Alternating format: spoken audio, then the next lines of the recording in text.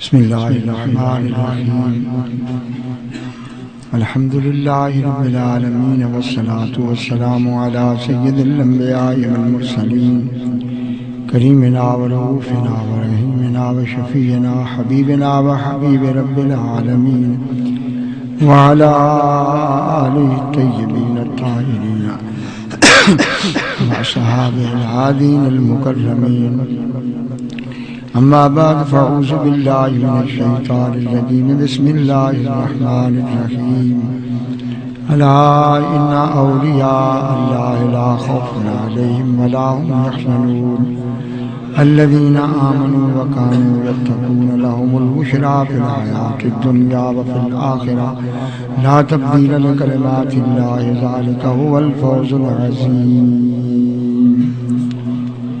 وعن ابي هريره رضي الله تعالى عنه قال قال رسول الله صلى الله عليه وسلم لا يزال عبدي يتقرب الي بالنوافل مما افترضت عليه حتى حببته فاذا احببته فكنت سمعه الذي يسمع به وبصره الذي يبصر به ويده التي يبطش بها ورجله التي يمشي بها ولئن سارني لأعطينه ولئن استعاذني لأعيذنه.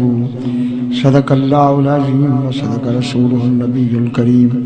إن الله وملائكته يصلون على النبي يا أيها الذين آمنوا صلوا عليه وسلموا تسليما. الصلاة والسلام عليك يا سيدي يا رسول الله الصلاة والسلام عليك يا سيدي يا حبيب الله وعلى آلك وأصحابك يا سيدي يا رحمة للعالمين.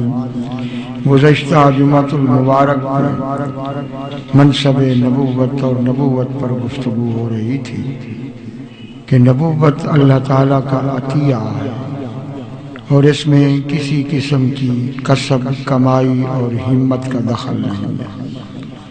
یہ فقط اللہ تعالیٰ کی عطا ہے اور اللہ تعالیٰ ہی بہتر جانتا ہے کہ کون اس کا مستحق ہے.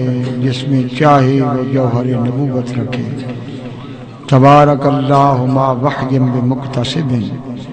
اللہ پاک ہے کہ کوئی کمائی کے ذریعے نبی بن جائے.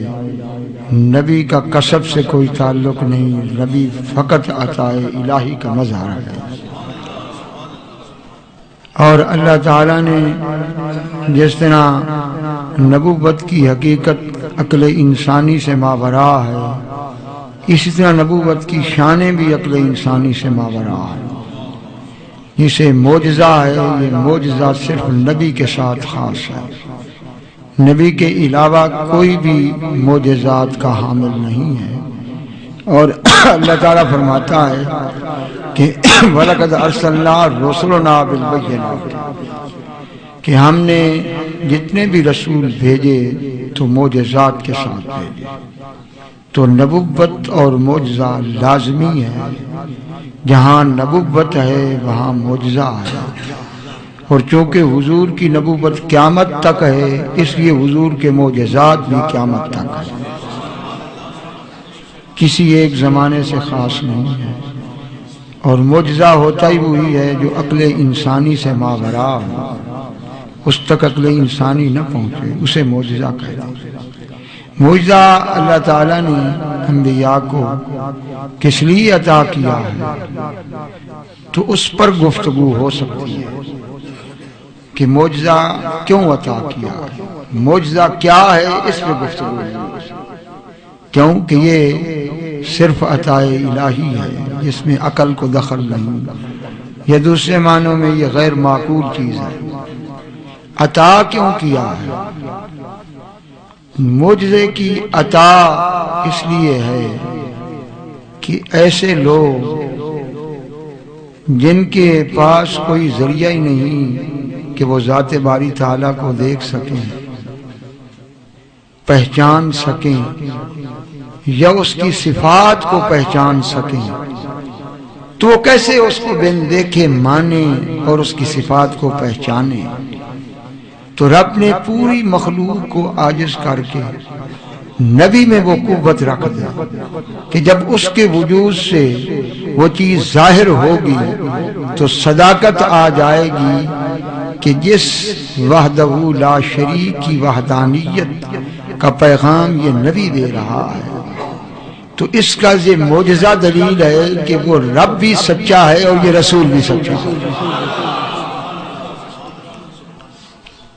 مثلاً اگر عرب کے مشرکین اور کفار حضور سے یہ سوال کرتے کہ ہمیں کیا خبر ہے کہ ان اللہ علی کل شیء قدیر، کہ اللہ تعالیٰ ہر چیز پر قادر ہے، تو آپ اس کا کیا جواب دیں گے؟ کسی کتاب کا حوالہ دیں گے؟ تو وہ تو مانتے ہی نہیں ہیں۔ ان کا مطالبہ یہ ہے کہ ہم آنکھوں سے دیکھیں کہ ان اللہ علی کل شیء قدیر، کہ اللہ ہر چیز پر قادر ہے۔ تو یہ صرف حضور نے کہا کہ سلونی ما شئتم، جو مرضی ہے مجھ سے مانگو، میں وہ سب کچھ دوں گا، میرے رب پر ایمان لے آؤ۔ تو جب انہوں نے دیکھا کہ سورج پلٹا، چاند کے ٹکڑے ہوئے، درخت اکھڑ کر قدموں میں آئے اور کنکریوں نے کلمہ پڑھنا شروع کر دیا، تو وہ سمجھ گئے کہ جس کے بندے کی یہ طاقت ہے اس کے رب کی کیا طاقت ہے۔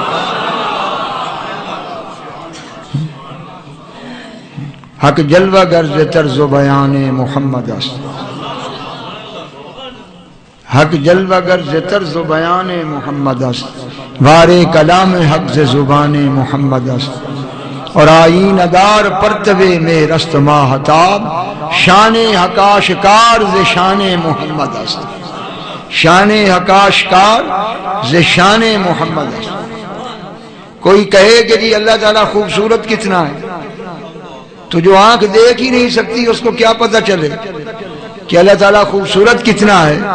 تو اللہ نے فرمایا کہ میرے نبی کے حسن کو دیکھ لو، یہ آئینہ ہے میرے حسن حقیقی کا، از حسن ملی ہے شور بجہاں کر دی۔ مولا جامی کہتے ہیں کہ حضرت یوسف تو سفید تھے، اور تیرے سفید اور گندم حسن نے پورے جہان کو قتل کر کے رکھ دیا۔ از حسن ملی ہے شور بجہاں کر دی، دل بردی و جاں بردی بے تاب و تما کر دی۔ یا رسول اللہ تیرے حسن ملی نے ہمارے جگر کے بھی ٹکڑے کر دیے، دل کے بھی ٹکڑے کر دیے۔ کوئی ایک ہے کہ جس نے دیکھا ہو اور گرفتار نہ ہوا ہو؟ کفار نے اپنی طرف سے ایک کو ایلچی بنا کر بھیجا، یہ میں نے پرسوں حدیث پڑھائی ہے، سرکار کے پاس ایلچی بنا کر بھیجا، اور جس آتے ہی جب اس نے حضور کا دیدار کیا تو اس نے کہا یا رسول اللہ میں پلٹ کر کبھی واپس نہیں جاؤں گا، میں اب پلٹ کر مکے نہیں جاؤں۔ تو حضور نے فرمایا کہ لا اخیس احدا ولا احبس البردا، فرمایا کہ یہ میری شان نہیں ہے کہ میں کسی ایلچی کو روک لوں، یہ عہد توڑنا ہے، اور عہد یہی ہے کہ کسی کا ایلچی آئے تو اسے واپس کرو۔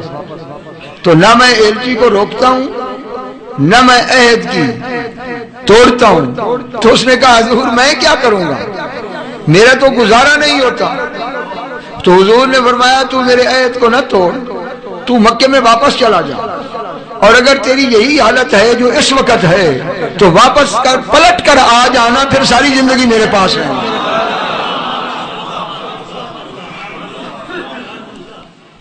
تو تھوڑے ہی دن وہ مکے میں رہ سکا۔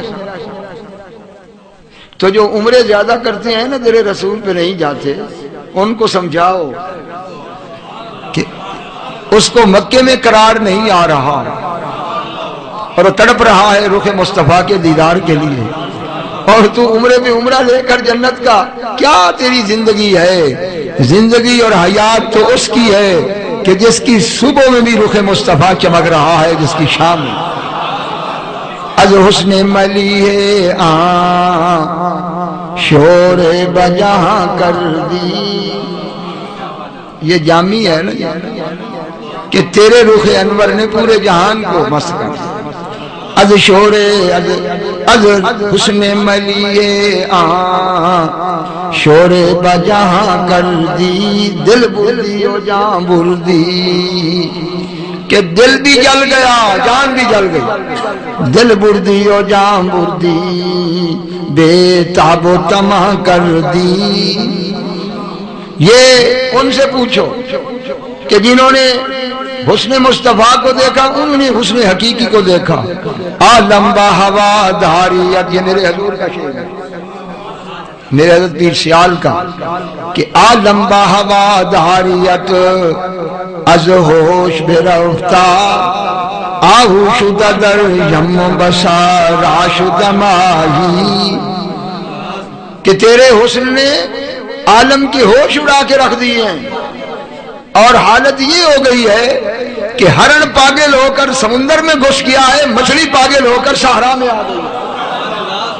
لمبا ہوا دھاریت از ہوش برفتا، آہوش در یمو، کہ ہرن پانی میں آ گیا، آہوش در یمو بسارا شد ماہی، یا احسن یا اجمل یا اکمل اکرم، واللہ باخلاقک بالملأ یباہی، کہ اللہ تعالیٰ مالۂ اعلیٰ کے فرشتوں کے سامنے تیرے حسن اور تیرے خلق کی تذکرے کر کے ناز کرتا ہے۔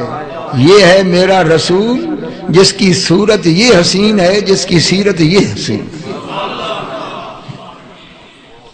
تو دنیا میں کیا دلیل تھی حسن حقیقی کی؟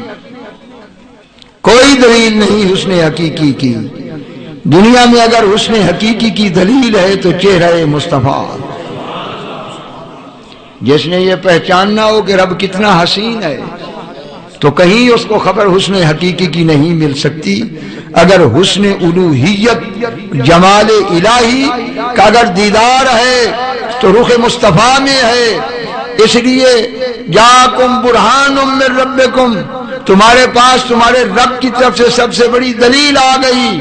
جس نے ذات کا دیدار کرنا ہو وہ چہرے کا دیدار کرے، رب کی قدرت دیکھنی ہو قدرت مصطفیٰ کو دیکھ لے، رب کی سخاوت دیکھنی ہو سخاوت مصطفیٰ کو دیکھ لے، رب کی لجپالی دیکھنی ہو تو لجپالی مصطفیٰ کو دیکھ لے۔ پتہ یہ چلا کہ اس ذات الہی کی ذات و صفات دونوں کا جلوہ اسے نظر آتا ہے جو رخ مصطفیٰ کا دیدار جس طرح سے۔ اور یہ سب سے بڑا معجزہ، اور یہی معجزے کی شان ہے جو کہتے ہیں کہ معجزات کا ذکر نہ کرو، سیرت کا ذکر کرو، تو سیرت تو صرف ان کے لیے ہے جو مان چکے ہیں، جو مانے نہیں ان کو سیرت سے کیا پیش کرو گے؟ انہیں تو یہی چیز آئے گی نا، جیسے حبیب اجمی نے کہا کہ آپ چاند کے ٹکڑے کر کے رکھ دیں، تو اس کے لیے تو وہ چیز ہے۔ حضور کے معجزات قیامت تک ہیں۔ اور اگر یہ دیکھنا ہو کہ رب ہر وقت ساتھ ہے تو یہ دیکھ لو کہ نبی کے متعلق رب کہتا ہے کہ یہ جان سے بھی زیادہ قریب ہے۔ جان جدا ہو جائے گی جب مرے گا، نبی اس وقت بھی جدا نہیں ہوگا، ایک وقت جان بھی چھوڑ جائے گی لیکن وہ محبوب اس وقت بھی نہیں چھوڑے گا۔ تو یہ ہے نبوت اور نبوت کے معجزات۔ جس طرح نبوت رب کا عطیہ ہے اسی طرح معجزہ بھی عطیہ ہے، اور معجزے سے پتہ چلتا ہے رب کی قدرت سے۔ سب سے خشک چیز پتھر، کیوں جی پتھر سے زیادہ کوئی خشک چیز ہے؟ تو جب بنی اسرائیل نے کہا وَإِذَسْتَسْقَىٰ مُوسَىٰ لِقَوْمِهِ، انہوں نے کھائے تتر بٹیر، جنت سے مانگے من و سلوہ، وہ تھا گرم تتر بٹیر اور حلوہ، اور لگی بھوک، اوپر سے تھی دھوپ، بنی اسرائیل چل رہے تھے، یہ چوریوں پہ پلنے والے مجنوں تو انہوں نے کہا ہے موسیٰ کیا کریں، تیرا رب کہاں ہے، ہم تو مر رہے ہیں پیاس سے۔ وَإِذِ اسْتَسْقَىٰ مُوسَىٰ لِقَوْمِهِ، اب زمین تھی پتھریلی، یہاں سے گزر رہے تھے تو پانی کہاں سے آئے؟ تو انہوں نے کہا کہ جی ہم ایک چشمے سے نہیں پیئیں گے، 12 قومیں ہیں، ہر ایک کرے گا چشمہ۔ فَقُلْ نِضْرِبْ بِعَصَاكَ الْحَجَرَ، ہم نے کہا مار پتھر پہ موسیٰ علیہ السلام عصا، فَانْفَجَرَتْ مِنْهُ اثْنَتَ عَشْرَةَ عَيْنًا، 12 چشمے پھوٹ پڑے، ہر ایک کا علیحدہ چشمہ۔ پتھر سے کبھی چشمہ پھوٹا ہے تو پتہ چلا کہ نہ چلا کہ اس کی قدرت ہے؟ اب اللہ کی قدرت کا کیسے پتہ چلتا مجھے بتاؤ؟ مر جاتے ایڑیاں رگڑ رگڑ کر پیاس کی وجہ سے، اور آخر میں یہی بکتے کہ کوئی رب ہوتا تو ہماری مدد کر دیتا، رب ہے ہی نہیں، نعوذ باللہ، ایمان سے بھی گئے اور جان سے بھی گئے۔ لیکن نبی کے ساتھ تھے، مسئلہ حل ہو گیا۔ نبی نے پتھر پر مارا عصا۔ اچھا ڈنڈے اور پتھر کا کیا توقع ہے؟ کو لوہا ہوتا پھر بھی بات کرو، لکڑی کا ڈنڈا عصا، وہ پتھر کو کیسے پھاڑ سکتا؟ کو لوہا ہو وہ پھاڑے، لیکن نبی نے مارا ڈنڈا اور چشمے 12 پھوٹ گئے۔ ہر ایک نے قد علم کل اناس مشربہم، کہا اپنا اپنا چشمہ پہچان لو، کلوا واشربوا من رزق اللہ ولا تعثوا فی الارض مفسدین، کھاؤ پیو نبی کے قدموں کا صدقہ، موج کرو موج کرو، لیکن اتنی بات کرو نہ شکر نہ ورنہ شکر کرنا، شکر ادا کرنا کہ لعنتی نہیں ہوئے، نبی کی غلامی نصیب ہوئی ہے، جس کے صدقے تیتر بٹیر بھی مل رہے ہیں اور چشموں کے پانی بھی مل رہے ہیں۔ تو میں صرف اتنا پوچھتا ہوں کہ کوئی ضروری تھا کہ یہ پروسیس پوری کی جائے کہ یہ ڈنڈا پتھر پہ مارا جائے؟ جب ایمان ہمارا یہ ہے کہ چشمے رب نے جاری کرنے ہیں تو رب فرما دیتا ہے دیکھ موسیٰ کلیم اللہ، میں چشمے جاری کرتا ہوں، پہاڑوں سے جاری نہیں ہوتے؟ وہاں جو اتنے چشمے جاری ہو رہے ہیں وہ یہاں ہو رہے ہیں کہ نہیں ہو رہے ہیں؟ مگر وہ 12 تو نہیں نہ اکٹھے ہوتے۔ یہاں یہ کیا تھا؟ اذ استسقى موسیٰ لقومہ فقل نضرب بعصاک الحجر، ہم نے کہا ہے موسیٰ علیہ السلام عصا کو مار پتھر پر، یہ کیوں کہا؟ تو پتھر تو اللہ نے چشمے جاری کرنے تھے، جاری کر دیتا، یہ کیوں حکم دیا کہ اے کلیم اللہ تو پتھر پر عصا مار؟ یہاں یہ بات بتا دی کہ یہ نبی کی شان ہے کہ وہ پتھروں کو بھی پھاڑ کے رکھ دیتا ہے، یہ قوت اس کو دی ہے، اس لیے بتا دیا کہ میری قدرت ظاہر ہوگی لیکن نبی کا ہاتھ لگے گا تو میری قدرت ظاہر ہوگی، ہاتھ نبی کا ہوگا طاقت میری ہوگی جو ظاہر ہوگی۔ تو تو وسیلے سے انکار کیسے کرتا؟ اور وہ بھی یہاں جاری کرنے کی بات آئی تو وہ بھی عصا کا کام تھا، پتھر پہ مارا تو جاری کر دیا، اور وہاں پہنچے تو پیچھے سے لشکر فرعون ہے، آگے سمندر ہے، دائیں پہاڑ ہے، نہ آگے جا سکتے ہیں نہ پیچھے آ سکتے ہیں نہ دائیں جا سکتے ہیں۔ قال اصحاب موسیٰ انا لمدرکون، تو قوم موسیٰ کہنے لگی آج مارے گئے۔ یہ تو اصحاب کا ذکر ہے اور یہ تھے موسیٰ علیہ السلام کے اصحاب، ہم ان کے پاؤں چومتے ہیں کیونکہ کلیم اللہ کے اصحاب جو ہماری کیا مجال ہے اصحاب موسیٰ، رہے موسیٰ علیہ السلام کی سنگت میں، کھائے بٹیرے تتر، بادلوں نے سایہ کیا، چشموں سے پانی پھوٹا، تو ہمارے محبوب کے صحابہ کی کیا شان ہے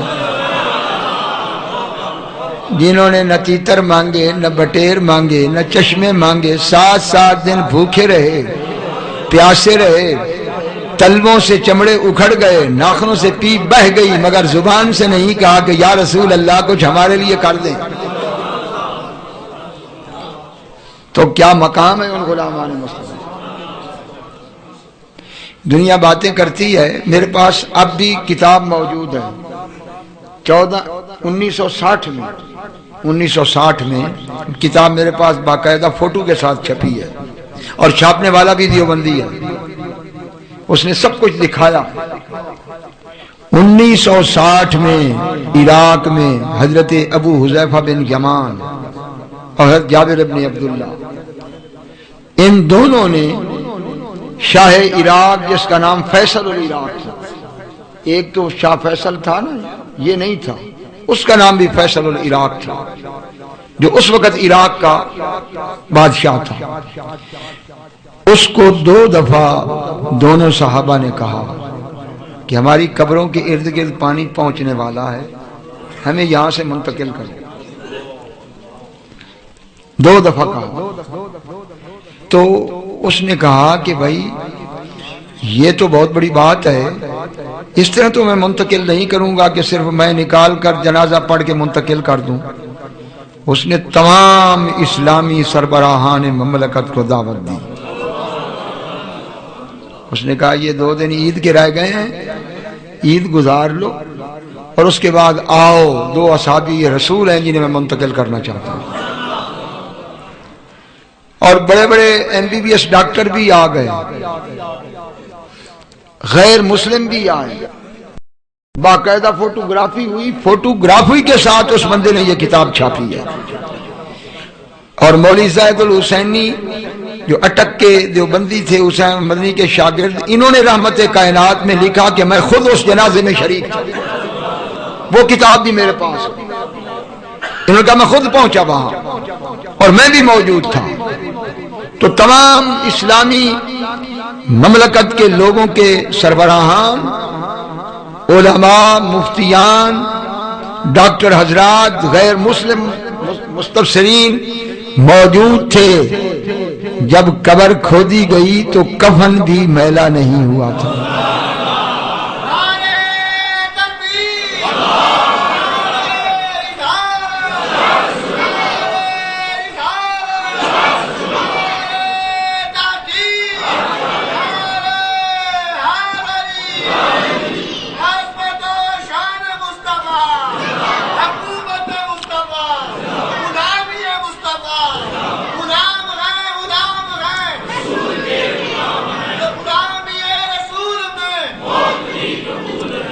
پر 14 صدیاں گزرنے کے بعد اور بالکل چہرے چمک رہے تھے، وہ فوٹو میں بھی آیا ہوا ہے۔ لوگوں نے زیارت کی اور ڈاکٹروں نے کہا کہ جی آنکھوں میں وہ چمک ہے جو زندہ لوگوں میں بھی نہیں ہے، اس قدر آنکھیں چمک رہی تھی۔ اور ان کا جنازہ پڑھا گیا اور انہیں سیدنا سلمان فارسی کے قبرستان میں جو ساتھ تھا وہاں نئے سرے سے دفن کیا گیا۔ 14 صدیاں گزرنے کے بعد یہ کیسے ہو کہ جن کے ساتھ خود حضور سید عالم محبت کریں ہم نہ محبت کریں؟ وہ کیسے حضور کی نگاہ کے اندر امتی ہو سکتا ہے کہ جو حضور کے محبوبوں سے محبت نہ کرے؟ اہل بیت کی محبت، حضور کی محبت، صحابہ کی محبت، حضور کی محبت، اہل گھرانہ مصطفیٰ بھی حضور کا محبوب، ہر صحابی حضور کا محبوب۔ فرمایا بحبی حبہم، جس نے میرے صحابہ سے محبت کی مجھ سے محبت کی، جس نے میرے اہل بیت اولاد سے محبت کی مجھ سے محبت کی۔ اور یہ غلامان مصطفیٰ کی شان ہے۔ 14 صدیاں گزرنے کے بعد بھی ان کے وجود زندہ ہیں، آنکھیں چمک رہی ہیں۔ ڈاکٹروں نے کہا کہ جو زندہ کی پوری زندگی ہوتی ہے اس سے بڑھ کر ان میں حیات موجود ہے۔ 14 صدیوں میں جن غلاموں کی یہ شان ہے، اس آقا کا کیا مقام اور مرتبہ ہوگا اس میں؟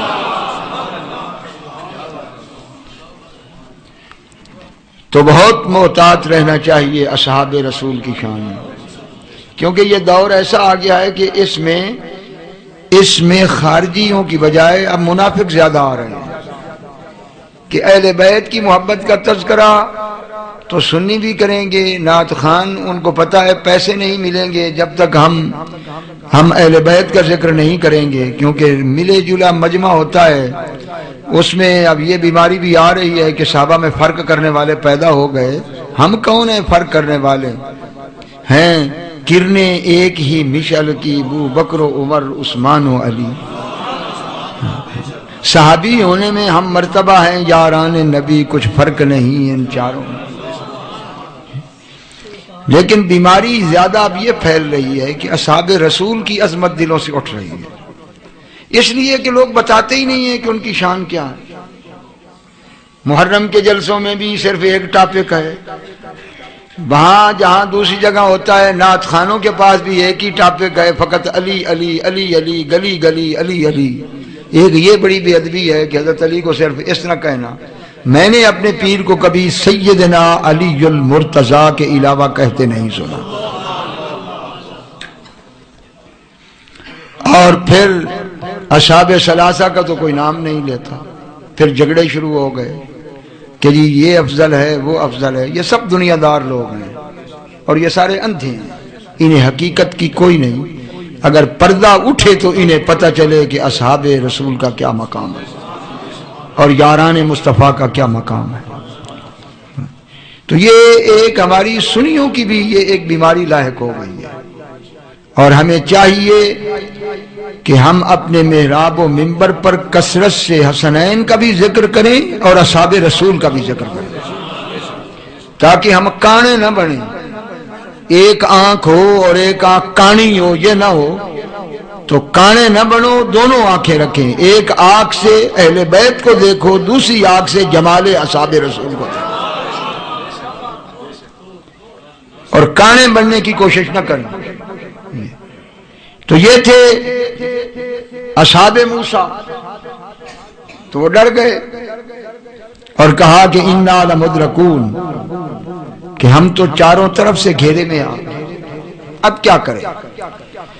تو حضرت موسیٰ علیہ السلام نے کہا کہ کلا انما یا ربی سیہدین، ہم ہرگز نہیں، تمہاری سوچ تو صرف تدبیر تک ہے، تو جو میں تو کچھ اور دیکھ رہا ہوں، میرے ساتھ میرا رب ہے۔ اس لیے کہا میرے ساتھ ہے، لیکن حضور نے یہ نہیں کہا تھا، حضور نے صدیق اکبر کو کہا تھا لا تحزن ان اللہ معنا۔ حضور نے صدیق اکبر کو ساتھ شامل کیا تھا، وہ اپنی جگہ حقیقت تھی اور یہ اپنی جگہ حقیقت تھی، کہ ابھی تک وہ رنگ نہیں تھا کہ کلیم اللہ والا میت الہی کا رنگ ان پہ آتا، تو اسی لیے انہوں نے کہا تھا کہ انا لمدرکون، اور اسی لیے کلیم اللہ نے کہا تھا کہ انما یا ربی، میرا رب میرے ساتھ ہے۔ کلا انما یا ربی سیہدین، ان قریب مجھے راہ دے گا۔ تو اللہ تعالیٰ فرماتے ہیں فَأَوْحَيْنَا إِلَى مُوسَىٰ أَنِ اضْرِب بِعَصَاكَ الْبَحْرَ،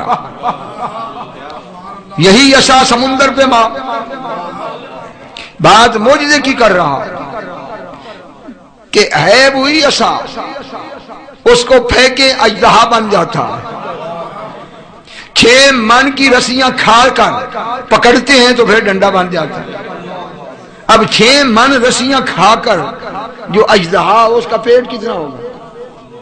تو روزہ افطار کرے، گرمی ہو، 6 گلاس تو یقیناً پیے گا شربت کے، تو تیرا پیٹ شریف کہاں آ جائے؟ تو 600 من کی رسیاں نگل گیا قرآن کہتا ہے، اور موسیٰ علیہ السلام نے ہاتھ لگا تو وہی آسان تھا، تو وہ رسیاں کدھر گئیں جو وہ نگل گیا تھا۔ ہر رنگ معجزہ، اور وہ نبی کے ہاتھ میں، چاہے پتے جھاڑ کر بکریاں کھلا لے، چاہے اسے اژدہا بنا لے، چاہے مارے پتھر پہ اسے چشمے جاری کر دے، اور یہاں سمندر ہے، سمندر موج زن ہے، فرمایا موسیٰ مار سمندر پر، تو کہتا ہے نبی کی طاقت کچھ نہیں ہے، اور رب کہتا ہے کہ اے کلیم اللہ یہ عصا سمندر پہ مار، تو رب ایسی چیز کا حکم دے سکتا ہے جو ناممکن ہو؟ ناممکن چیز کا حکم دینا یہ کمانڈر کی جہالت ہوتی ہے، کہ ایسا حکم دے دیا جو قابل عمل ہی نہیں ہے، تو اس کا مطلب یہ ہے کہ جانتا ہی نہیں ہے کچھ کمانڈر۔ رب کہے کہ اے موسیٰ سمندر پر عصا مار، اور تو کہے کہ نبی کچھ کر نہیں سکتا. تو اللہ تعالیٰ جو حکم دے رہا ہے تو وہ کیوں حکم دے رہا ہے؟ اللہ جانتا ہے کہ میرے کلیم کی قوت بازو کے سامنے سمندروں کی مجال نہیں ہے.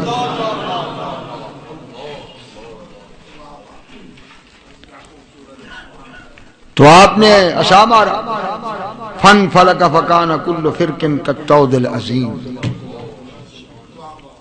تو سمندر پھاڑ کے رکھ دیا. اور وہاں بھی انہوں نے کہا 12 رستے بنے، ایک نہیں تھے. آخر میں پکے چودھری تھے ویسے یہ لوگ.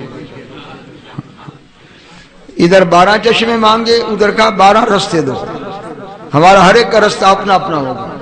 اور کلیم اللہ کیا لاجپال تھا، ہر جگہ جو یہ کہتے رہے مانتے رہے. تو عصا مارا، 12 رستے بن گئے. تو یہاں بڑے بڑے عقل والوں کے عقل کے طوطے اڑ گئے. انگریز کا پروردہ اور انگریز کے لنگر سے کھانے والے ٹکڑے سر سید احمد خان، جو انگریز کی یاری میں ایمان سے بھی ہاتھ دھو بیٹھا، یہاں آ کر اس کی بھی کشتی پھنس گئی، منکر بن گیا. کہنے لگا نہیں، یہ کبھی سمندر میں لہریں آ جاتی ہیں، کبھی لہریں نہیں آتی. میں یہ پوچھتا ہوں کہ لہریں آئیں یا نہ آئیں وہ تو ایک علیحدہ بات ہے.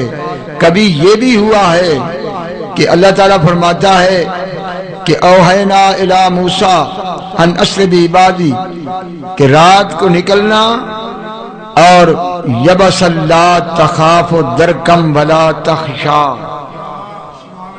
میں پانی کیچڑ کو آنکھ جھپکنے میں ایسا خشک کروں گا کہ نہ تیرے ساتھی اس میں دھسیں گے، نہ پھسلیں گے، نہ مٹی آئے. یہ بھی مد و جزا ہے کہ جب لہر ادھر گئی تو مٹی خشک ہو گئی اور پھر آئی تو گیلی ہو گئی. جب بغض نبوت ہو تو پھر عقل کے طوطے اڑ ہی جایا کرتے ہیں. تو یہ تو کسی سائنسدان کی عقل میں نہیں آ سکتا کہ سمندر میں دیواریں قائم ہو گئی ہوں، ایک ادھر دیوار ادھر رستہ، پھر دیوار آگے پانی، پھر رستہ، پھر پانی، پھر رستہ، پھر پانی. مجھے بتاؤ کہ ادھر پانی ادھر رستہ، ادھر پانی ادھر رستہ، کبھی ایسا بھی ہوا ہے؟ تو یہ کیا تھا؟ یہ اللہ کی قدرت کا مظاہرہ تھا جس کا ظہور وجود نبوت سے ہو رہا تھا.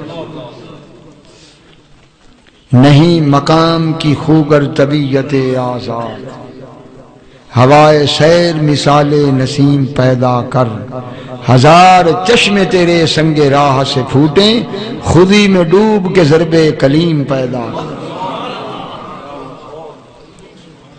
جو نبی عصا مار کر سمندر کے پرخچے اڑا کے رکھ دیتا ہے، اس کی نگاہ ناز اٹھ جائے تو ہمارے دل کے پرخچے نہ اٹھ جائے. یہ تو کلیم اللہ کی عصا کی طاقت ہے. ہاتھ کی طاقت تو یہ تھی کہ تھوڑا سا تھپڑ لگایا تھا تو ملک الموت کی آنکھ نکال کر رکھ دی تھی، جو آج تک کوئی نہیں کر سکا.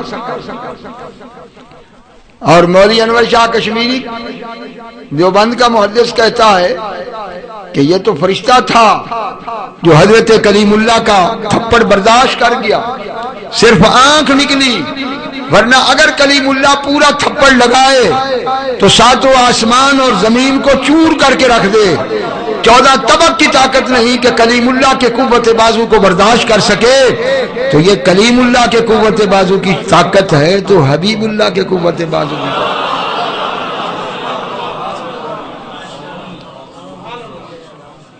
اب آخری بات عرض کرتا ہوں کیونکہ وقت قریب ہے. حضور نے کیوں نہ پتھروں سے اپنے غلاموں کے لیے چشمے جاری کیے؟ کوئی ایک مثال پیش کر سکتا ہے کہ حضور نے کسی پتھر سے چشمے جاری کیے؟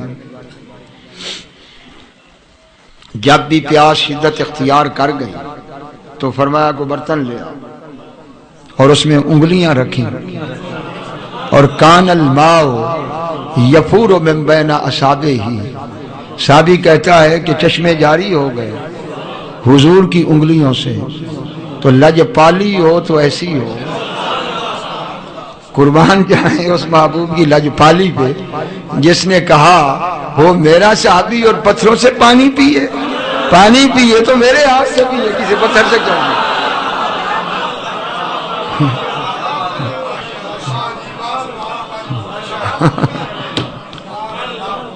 تو کیا لاجپال وہ نبی ہے جس نے تبرک دیا تو کسی اور کا کیا دیا، اپنی ذات کا تبرک دیا۔ اور وہ چشمے جاری ہوئے ہاتھوں سے ہوئے، اور کیا مجال ہے آب زمزم کی، اور کیا دنیا کے کسی اور چشمے کی جو شان ان چشموں کی جائے جو دست مصطفیٰ سے جاری ہو۔ اور پینے والوں کی کیا شان ہے، کچھ چشموں سے پیتے رہے جو بنی اسرائیلی اور اسرائیلی تھے۔ ارے پینے والوں، ناز تو تمہاری قسمت پر ہے کہ تمہیں یار نے اپنی انگلیوں سے پلایا، اپنے ہاتھوں سے پلایا۔ تو جو محبوب اتنا لاجپال کریم ہے، کہتا ہے کہ ہوں میرے غلام اور کسی اور چیز کے محتاج ہوں، انہیں کیا ضرورت ہے کہ پتھروں سے پئیں؟ جس کی 2 بوند ہیں کوثر و سلسبیل، ہے وہ رحمت کا دریا ہمارا، جس کی 2 بوند ہیں کوثر و سلسبیل، ہے وہ رحمت کا دریا ہمارا نبی۔ اسی لجپال کی قیامت تک سخاوت چل رہی ہے، اسی کے فیضان کے چشمے ہیں جو جاری ہو رہے ہیں، اور وہی ولی ہیں جو اس کے ہاتھوں سے پی کر ولایت لٹا رہے ہیں، اور قیامت تک یہ یار کے چشمے جاری رہیں گے۔ اور مبارک ہو اس امت کو جو یہاں بھی دست مصطفیٰ سے پی رہے ہیں، کل قیامت میں بھی دست مصطفیٰ سے پیتے ہیں۔